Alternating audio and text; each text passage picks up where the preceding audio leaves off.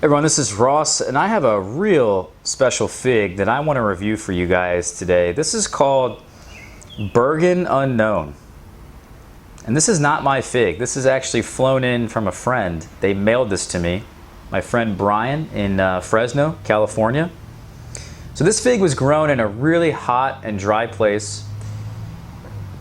Brian also has the wasp there, the fig wasp. This is the blastophaga. So the blastophaga certainly improves the quality of our figs.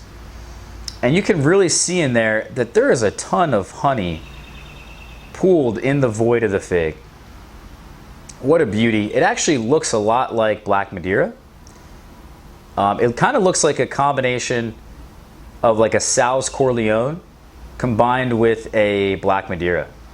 And I wonder if it's even related to either one, because I just got to try this fig. And I was blown away. We did a whole video on this fig, and I really don't think I accurately made my point. I don't want to overblow. I don't want to hype this up too much, but this is probably the best fig I've ever had, and it's very different than what I've ever tasted. And why is it so different? Because it has a really intense, I'm going to take a bite right now for you guys. It's so good. Oh my God, it's so good. It has like a really awesome figgy flavor to it. And when we talk about a figgy flavor in our figs, it's usually depicted by like a brown interior, kind of a lot like a fig Newton, right? It tastes like a fig Newton. Your dried fig flavor, your dried fruit flavor, so like dates, raisins. A lot of time I describe figgy as having melon undertones, because I think when every fig is a bit underripe, you get that melon flavor in there. I'm not really picking up too many melon tones in here because this is really well ripened. Again, he has like the perfect climate for ripening figs. But it is exceptionally figgy in terms of the dried fruit, the fig Newton flavors. It has a really nice sweetness to it as well. And what I mean by that is that every fig produces its own nectar. And some figs produce honey and different types of honey. A lot of people in the past have described a caramel or a syrup. And I've never really experienced anything other than honey. It's always been mostly honey to me. A lot like what you would get, at the store from bees. But this is legitimately a syrupy fig. And not only is it syrupy, but it has a really awesome caramel flavor to it, which I've also never really tried. People have said a lot of their honey figs can taste like agave honey, or honey from bees, all different spectrums of honey. But this one tastes like caramel, like a caramel syrup. And then once you get past the sweetness here, it goes away. It's not really too overpowering, in fact.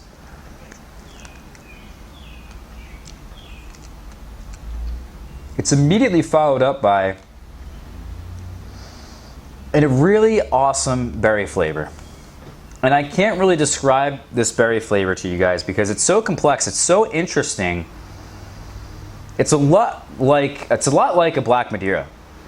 And the way I would describe black Madeira to people is that there's a lot of sweetness coming from the honey that pools in the fig, just like this one. And it's almost overpowering in a way. But then you get this really awesome berry flavor, and that's what kind of makes black Madeira so great and why people highly regard it as one of the best figs in existence, is that the berry flavor is just out of this world. It's not acidic, it's not too intense, but it's really a punch in the face of this really awesome, hard to describe berry flavor. I can't just be like, all right, well, it tastes like a strawberry, or it tastes like a blueberry, or it tastes like some other thing that you guys probably have had, because there's like nothing like it. You really have to taste this fig, even this one here, Burgan Unknown, to really get the understanding of what I'm talking about, because this is just out of this world. It really is. Like, so then, this is immediately, here's the description of this fig. You get the nice caramel in the beginning, then you get the berry flavor, and then it's followed up by a nice figgy flavor at the end that tastes like dried fruit. Again, I cannot believe how incredible this is. It's an early fig as well in Brian's climate. It's the earliest fig, he says, in his climate that he's found. This is a seedling, so because he has the blastophaga, the wasp, all kinds of random seedlings pop up all over the place. So this is entirely unique. Not only is he saying it's really early, but a lot of the figs are ripening now. It's not just like, all right, well, 1 or 2 figs are ripening at the beginning of my season, and that's the earliest fig. A lot of his figs are ripening right now off of this tree. So it's a really good sign that it's not just, all right, well, it's the earliest fig because it's the first fig, but then you have this long break. It's pretty much, it's the first fig, and also there's a lot of them ripening early on. So for me, I'm excited just for that reason. Originally, I was like, all right, well, this is your earliest fig. Let's try it. Let's see if we can grow it here. I've been trying to propagate it. Brian was nice enough to send me cuttings, but, I have been also really interested to see how it would do in the rain, because it's not just enough here in my climate or a humid climate to see how these figs would do, comparing the flavors, comparing a fig that's grown in a dry climate to a fig that's grown in a humid climate. I mean, the quality of our figs is so different between Pennsylvania and California. It's insane. In fact, it's a shame I don't have a fig that I could pick right now that I could compare with this fig, because it's just night and day. We eat crap here in humid climates, and I wish if Brian would be nice enough to send me more figs later in the season, I could do that comparison video for you guys. And I don't mean this to offend anybody, but even myself, who lives in a humid climate, we just cannot produce the quality that Brian can, especially because he has the fig wasp as well. It really adds a nice little extra boost there to the flavor. So I'm interested to see how it's going to do with the rain here. But what's really interesting is that it has a completely closed eye. So that's a good sign. Sign number 2 is that the skin's pretty hard. It's not really thick like a black Madeira can be, but it has a really hard exterior, which means that in a lot of really hot climates, this fig should have no problems with that excess heat. It should do really well there. It's not going to ferment on the interior. But also because it has a hard exterior, it has the potential, I guess, to do better in the rain. It's not always the case. But I'm interested, again, to see how this one does in the rain, just how early it is here in this climate, and then also, what it tastes like uncaprified, because I'm sure that this is caprified. But even if it's not at the caliber of this, which I would be surprised if it's not, because even figs like Black Madeira still have an incredible flavor even here. I'm just happy that I was able to try this. I mean, this is like insanely good, an insane treat. I imagine this is a lot like what Moscatel Preto would taste like. A lot of my friends have told me that this is a lot of the description, a lot like the description of a Moscatel Preto, in that it's got the caramel notes, it's got the figginess, it's got the syrup, and it's got the berry flavor. So perhaps it even looks a bit like Moscatel Preto, but perhaps if this one doesn't do well, at least the Moscatel Preto will fill that gap that this fig is filling right now. I've never had anything like this. I've never had any flavor category like this. But above all, this is like one of the best figs I've ever had for sure. Is this better than the Col de Nom Blanc that I was able to ripen here? It's debatable. It's so close. Also, is this fig better than a California ripened and caprified Black Madeira? I would say yes. Is this better than a caprified and California ripened Unknown Pasteuriere? That's debatable. But Brian just found a fig that's better than Black Madeira. And it ripens super early, and it has a closed eye. So, I'm sorry. I'm ready to propagate this one. I'm ready to have many copies of this fig.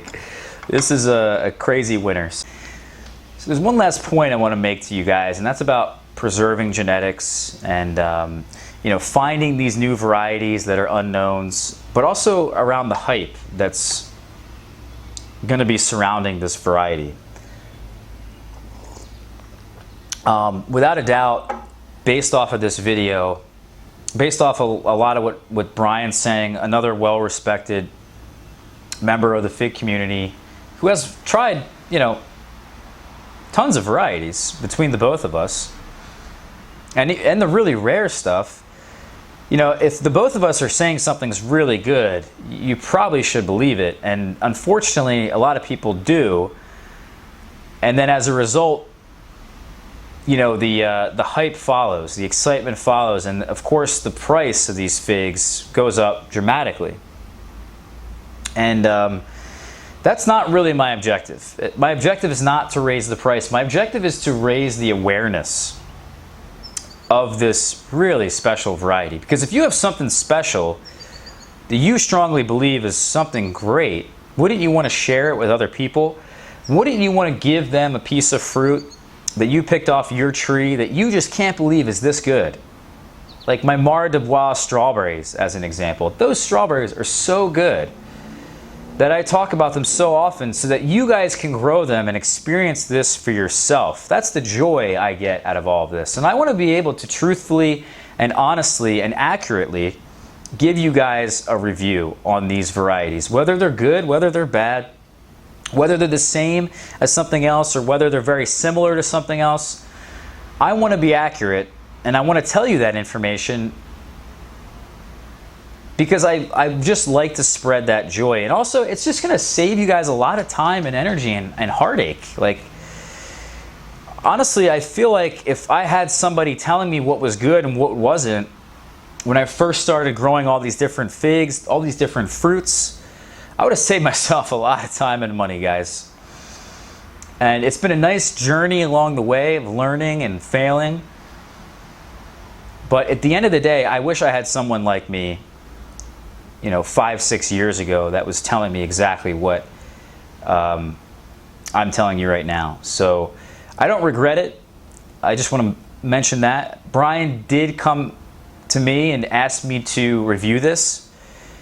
And of course I said yes, but he just sent it off anyway. I mean, I think he knew, he just wanted me to try this. Like, this is what we do. We grow these figs because we love it. And I know that a lot of people are going to want this fig. And I think Brian knew that too. I think by doing this review, it's, again, spreading the awareness of this variety, because I think everybody should know about it. I think he thinks the same things. Everybody should know about it. So it is going to take a while, unfortunately, for most people to afford it. But I think there will be, of course, a day, just like Black Madeira, where at some point everybody can afford this fig. And that will be a really special day. So again, I want to thank Brian, and I also want to touch on Brian and how he's been able to find this fig without him going out and looking around in his neighborhood in an area with the blastophaga. Because of the blastophaga, you get that unique genetics from seedlings that come up. So that's really important, I think, for us to preserve these varieties, to keep as many of these varieties alive, because you never know when they're going to be lost. Maybe next year something happens, there's an extreme drought, maybe there's a fire in California, maybe there's an earthquake, a mudslide, something that happens to that tree, and now it's lost forever. And so with it is those genetics. So you're not always going to find a fig like this. I know Brian has found quite a few figs in his day. And I